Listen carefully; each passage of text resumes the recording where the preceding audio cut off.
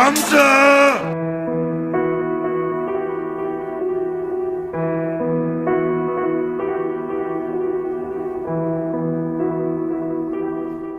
Bismillahirrahmanirrahim. Assalamualaikum warahmatullahi wabarakatuh. Sahabat berbagi kisah rahimakumullah. Di kesempatan kali ini saya akan berbagi kisah tentang kisah perjalanan hidup manusia agung Rasulullah Muhammad SAW. Sirah Nabawiyah bagian 20.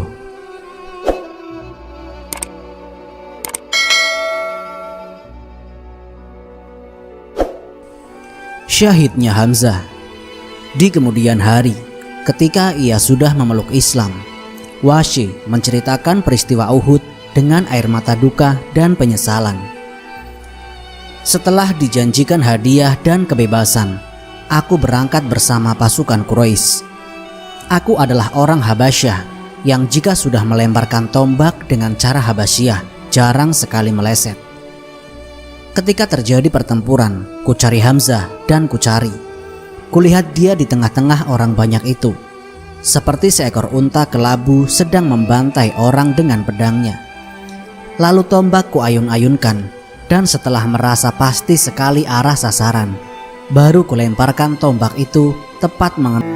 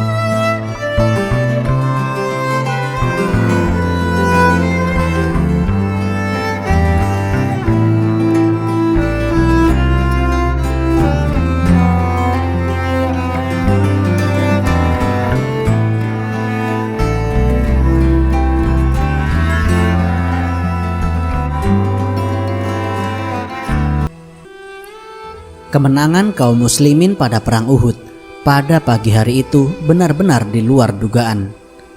Benar sekali bahwa kemenangan pada pagi itu disebabkan kepandaian Rasulullah dalam mengatur pasukannya. Beliau yang menempatkan pasukan panah di bukit hingga barisan berkuda musuh tertahan tidak bisa maju. Lebih tepat lagi jika dikatakan bahwa kemenangan pagi itu disebabkan keimanan yang sungguh-sungguh. Pasukan muslim begitu yakin bahwa mereka berada di pihak yang benar, sehingga walaupun dengan perlengkapan yang minim, mereka dapat mendesak pasukan musuh yang hampir 5 kali lipat lebih kuat. Inilah rahasia mukjizat kepahlawanan yang tidak bisa digunakan oleh kekuatan materi sebesar apapun. Kesatuan-kesatuan Quraisy yang sudah kelabakan mulai mundur. Abu Sufyan terpaksa mengumpulkan pasukannya di bagian tengah. Sayap kiri di bawah pimpinan Ikrimah sudah berlarian mundur. Hanya Khalid bin Walid dan pasukannya di sayap kanan yang masih menjaga diri di tempat yang agak jauh. Kelihatannya Khalid masih menghindarkan diri dari bentrokan dan ia menunggu kesempatan baik untuk melancarkan serangan. Kenangan pahit akan kekalahan Badar tiba-tiba terlintas lagi di benak para prajurit Quraisy yang berlarian mundur. Pasukan Muslim mendesak terus sampai ke jantung pertahanan musuh. Saat seorang pembawa bendera Quraisy jatuh bersimbah darah, orang lain segera menggantikannya. Namun, ia juga segera ditebas jatuh. Orang ketiga tampil bertahan, tetapi tidak lama kemudian ia pun segera jatuh tak bernyawa. Hindun berteriak-teriak, memberi semangat dan berusaha mencegah orang-orang yang mundur. Pasukan Quraisy sudah tidak ingat lagi bahwa mereka dikerumuni para wanita. Sudah tidak peduli lagi melihat berhala-berhala yang mereka bawa agar memberikan restunya, tetapi malah terjatuh dari atas unta. Pasukan Quraisy tidak lagi memusingkan kenyataan bahwa wanita-wanita mereka akan tertawa dan harta benda mereka yang jumlahnya melimpah itu akan dirampas musuh. Semua dihantui rasa takut. Mundur, mundur. Selamatkan diri ke tempat lain. Hanya itu yang mereka pikirkan. Sayang sekali, justru pada saat itulah pasukan muslimin melakukan kesalahan fatal. Tergiur harta, kaum muslimin terus mengejar musuh kemanapun sampai mereka meletakkan senjata. Harta benda dan rampasan berserakan di medan pertempuran. Kuda-kuda yang tangguh, baju besi, unta-unta tanpa tuan berkeliaran penuh muatan. Setumpuk makanan lezat dan perhiasan-perhiasan mahal. Belum lagi para wanita Quraisy yang dengan mudah dapat mereka tawan. Harta sebanyak itu dalam sekejap saja membuat silau pasukan muslim. Harta yang berserakan itu membuat mereka lupa bahwa sesuai dengan perintah Rasulullah SAW, mereka harus terus mengejar musuh sampai kekuatan lawan benar-benar tercerai-berai, sehingga tidak mampu berkumpul lagi untuk balas menyerang. Semua ini terlihat oleh pasukan panah di lereng gunung. Mereka tidak dapat lagi menahan keinginan untuk juga merebut harta rampasan yang bergeletakan di mana-mana. "Mengapa kita masih tinggal di sini? Saya akan tidak dapat mendapatkan apa-apa," tanya salah seorang. "Allah telah menghancurkan musuh kita. Mereka, saudara-saudara kita, juga sudah merebut markas musuh. Kesanalah juga kita ikut mengambil rampasan itu." Namun salah seorang membentak, "Bukankah Rasulullah sudah berpesan jangan meninggalkan tempat kita ini? Sekalipun kami diserang, janganlah kami dibantu. Bukankah demikian kata beliau? Rasulullah tidak menghendaki kita tinggal di sini terus-menerus setelah Allah menghancurkan kaum musyrikin itu." Abdullah bin Jubair maju untuk menengahi perdebatan itu. Ia berpidato agar mereka itu jangan melanggar perintah Rasulullah SAW. Akan tetapi, ada sebagian besar pasukannya tidak mau patuh. Mereka pun kemudian turun dari lereng gunung yang masih tinggi, yang masih tinggal hanya beberapa orang saja. Pasukan yang bergegas turun itu bergabung dengan pasukan muslim yang lain dan ikut memperebutkan harta rampasan. Jadi sebagian besar pasukan panah sekarang sudah melupakan disiplin. Mereka lupa kalau kedisiplinan dan keimananlah yang membuat mereka mampu memukul musuh. Kini mereka tengah melupakan iman dan memperebutkan harta dunia. Kesempatan ini tidak disia-siakan oleh seorang pemimpin Quraisy yang terkenal lihai dan gagah. Bencana. Khalid bin Walid yang sampai saat itu telah menjaga pasukannya agar tidak bentrok dalam pertempuran, kini telah melihat kesempatan baik itu. Ia mengerti bahwa saatnya tiba untuk bergerak. Khalid bergerak sekuat-kuatnya memberi komando. Pasukan berkudanya pun mulai bergerak, semakin cepat dan semakin cepat. Mereka memutari gunung Uhud yang kini tidak dijaga lagi oleh pasukan panah. Dengan ganas pasukan kavaleri Khalid menyerang pasukan muslimin dari belakang. Mendengar teriakan perang Khalid bin Walid, pasukan Quraisy yang telah berlarian mundur kini kembali lagi. Mereka melihat kesempatan untuk menyerang balik saat itu. Mereka ingat untuk tidak membiarkan harta dan kaum wanita mereka direbut pasukan muslimin. Kini keadaan jadi berbalik. Giliran pasukan muslim yang mendapat pukulan sangat hebat. Begitu tahu mereka diserang dari depan dan belakang, setiap muslim melemparkan harta yang telah mereka kumpulkan dan kembali mencabut pedang. Namun sayang sekali, barisan muslim sudah pontang-panting. Komandan-komandan kesatuan muslim sudah tidak lagi melihat pasukannya ada di dekat mereka. Pasukan muslim yang tadinya berjuang untuk menyelamatkan iman, kini berjuang tercerai-berai untuk menyelamatkan diri. Tadinya mereka berjuang di bawah satu pimpinan yang kuat, kini berjuang tanpa pimpinan lagi. Begitu paniknya keadaan pasukan muslimin sampai beberapa dari mereka malah menghantam saudaranya sendiri dengan pedang. Keadaan tambah mengguncangkan iman ketika mendengar ada yang berteriak-teriak, "Rasulullah telah terbunuh, Rasulullah telah terbunuh." Hampir setiap orang pasukan muslim sekarang berusaha melepaskan diri dari kepungan di tempat aman, kecuali beberapa sahabat yang memang tetap berjuang dengan istiqomah dari awal, seperti Ali bin Abi Thalib dan beberapa orang lainnya. Rasulullah terluka. Begitu orang Quraisy mendengar Rasulullah terbunuh, seperti banjir, mereka mengalir ke tempat di mana Rasulullah berada. Semuanya berlomba ingin mengakui bahwa merekalah yang membunuh Rasulullah atau ikut memegang peranan di dalamnya. Tentu hal itu akan dapat mereka banggakan sampai ke anak cucu mereka. Ketika itulah kaum muslimin yang berada di sekeliling Rasulullah tersentak sadar. Mereka bergerak mengelilingi, menjaga dan melindungi Rasulullah yang amat mereka cintai. Iman mereka kembali tergugah memenuhi jiwa. Semangat mereka melambung lagi untuk meraih surga. Kekhawatiran yang amat sangat akan keselamatan Rasulullah membuat mereka kembali mendambakan mati. Hidup di dunia ini terasa tidak ada artinya lagi jika Rasulullah gugur dalam lindungan mereka. Saat itu sebuah batu melayang dan menghantam wajah Rasulullah SAW. Batu itu dilemparkan oleh Utbah bin Abi Waqqas. Gigi geraham Rasulullah rontok dan wajah beliau berdarah. Bibir Rasulullah pecah-pecah. Dua keping lingkaran topi besi yang menutupi wajah beliau bengkok menghimpit pipi Rasulullah SAW. Melihat itu, iman dan keberanian para sahabat di sekeliling Rasulullah SAW semakin besar. Harga diri mereka sangat terluka melihat luka yang dialami Rasulullah SAW. Setelah terhuyung sejenak akibat hantaman batu yang demikian keras, Rasulullah kembali dapat menguasai diri. Beliau terus berjalan ke tempat aman dikelilingi para sahabat yang setia. Tiba-tiba Rasulullah terperosok ke dalam sebuah lubang. Lubang itu sengaja digali oleh Abu Amir untuk menjerumuskan kaum muslimin. Cepat-cepat Ali bin Abi Thalib menghampiri, meraih dan memegang tangan Rasulullah SAW.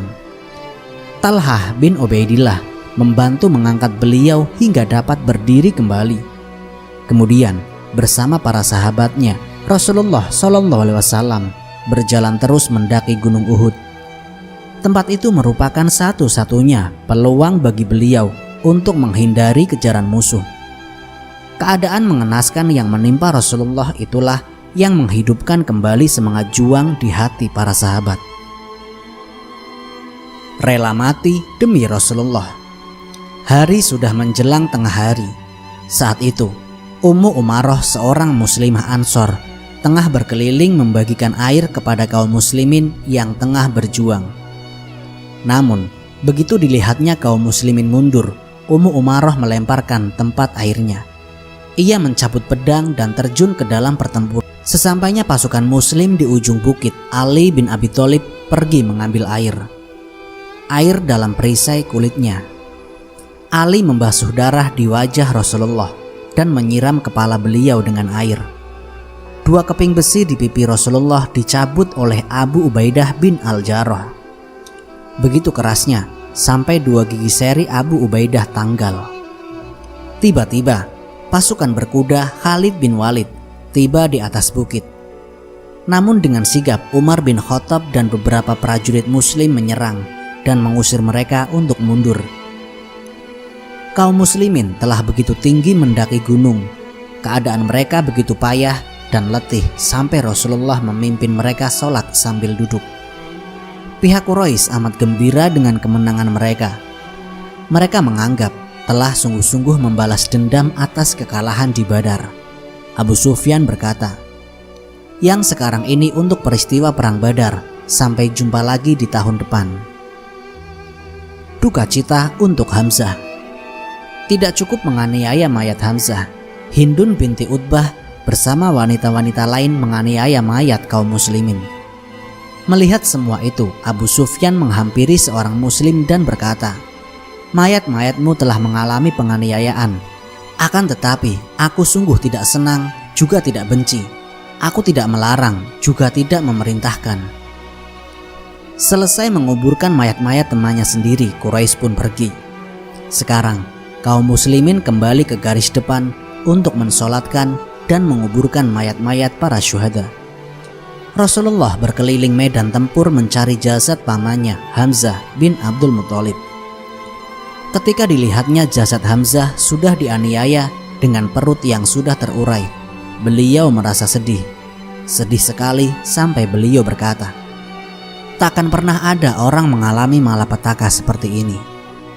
Belum pernah aku menyaksikan suatu peristiwa yang begitu menimbulkan amarahku seperti kejadian ini."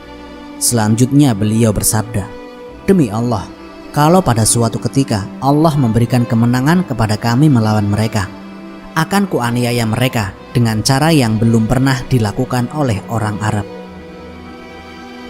Saat itulah turun firman Allah, Quran Surat An-Nahl,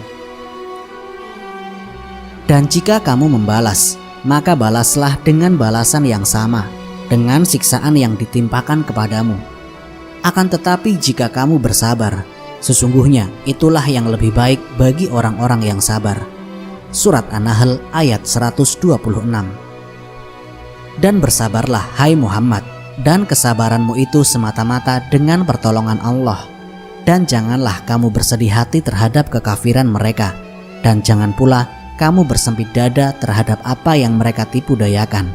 Surat An-Nahl ayat 127. Setelah firman itu turun, Rasulullah memanfaatkan pihak musuh. Ditabahkannya hatinya dan beliau melarang orang melakukan penganiayaan. Di jalan, Rasulullah mendengar para wanita Bani Asyal menangisi para syuhadanya. "Tidak ada wanita yang menangisi Hamzah," ujar Rasul. Mendengar ini, Sa'ad bin Mu'adz menyuruh para wanita Bani Asyal menangis untuk Hamzah. Rasulullah bergegas menemui mereka dan berkata, "Bukan ini yang saya maksudkan. Pulanglah, semoga Allah memberikan rahmat dan tidak boleh menangis lagi setelah hari ini."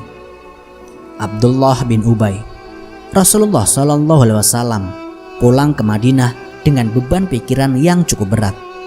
Fatimah Az-Zahra, putri beliau, membasuh luka-luka ayahnya dengan air.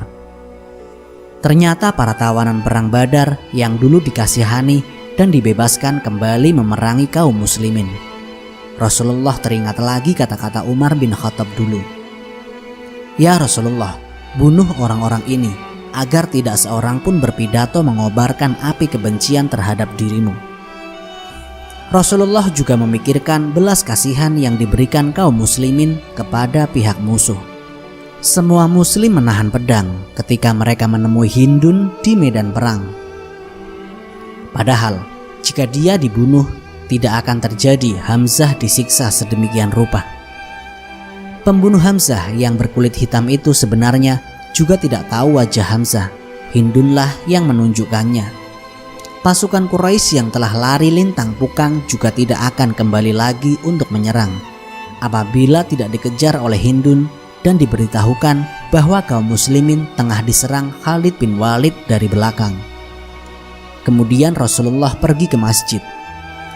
Di sana beliau melihat ada tangis penyesalan pasukan panah yang telah jelas-jelas melanggar perintah Rasulullah. Hati beliau amat lembut, karena itu beliau memaafkan mereka semua. Sebelum itu, di sana beliau melihat Abdullah bin Ubay tengah berpidato agar orang-orang mencintai Rasulullah.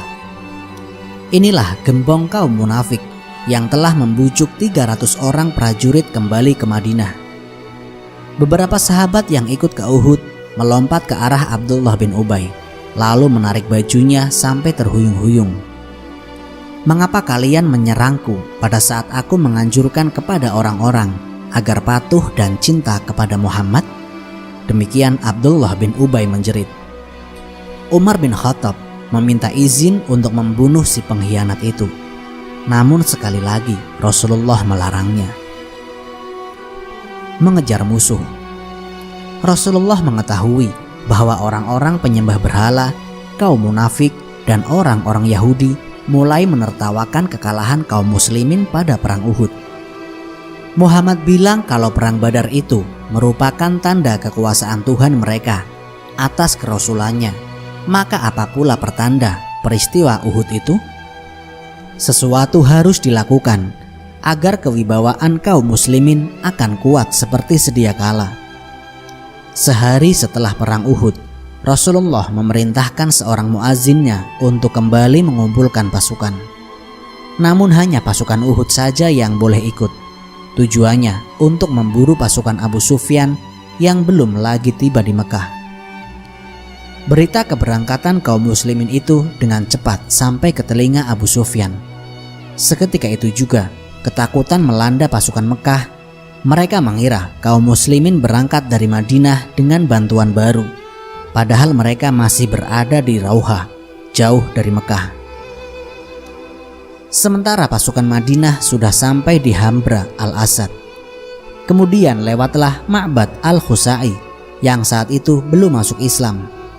Ia baru saja melewati tempat pasukan Madinah berkemah. Abu Sufyan bertanya tentang keadaan pasukan muslimin. Ma'bad menjawab, "Muhammad dan selama mungkin, namun gagal. Mereka mundur sambil membawa apapun yang bisa dibawa." Setelah menguasai perkemahan musuh, Abu Salamah mengirimkan 2 pasukan pengajar. Sementara itu, ia dan pasukan ketiga menjaga perkemahan. Pasukan mengejar kembali dengan membawa harta rampasan.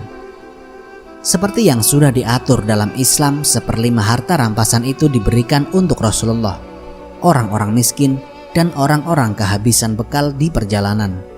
Sisanya dibagikan kepada anggota pasukan. Setelah itu mereka kembali ke Madinah dengan membawa kemenangan. Hanya saja Abu Salamah tidak hidup lebih lama. Sesudah itu, luka-lukanya pada perang Uhud kembali ternganga dan ia syahid karenanya. Judi dan minuman keras. Setelah Yahudi Bani Koinuko diusir, Yahudi Bani Nadir ingin mewarisi pasar Bani Koinuko. Namun kesempatan itu sudah tertutup oleh pasar kaum muslimin yang berkembang sedemikian besar. Maka dari itu, Bani Nadir pun melakukan cara lain untuk meraih kemakmuran. Mereka membuka rumah-rumah judi. Di tempat itu juga disediakan banyak sekali minuman keras.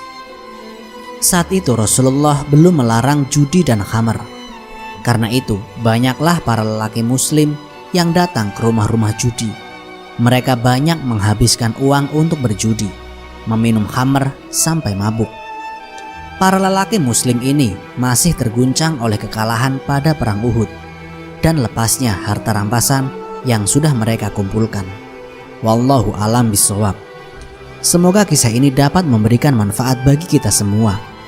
Jika kalian suka dengan channel ini, silahkan klik tombol subscribe untuk mendukung berbagi kisah sebagai salah satu channel yang memberikan informasi kisah-kisah Nabi dan sejarah Islam yang dapat kita teladani sebagai umat muslim. Akhirul kalam, wassalamualaikum warahmatullahi wabarakatuh.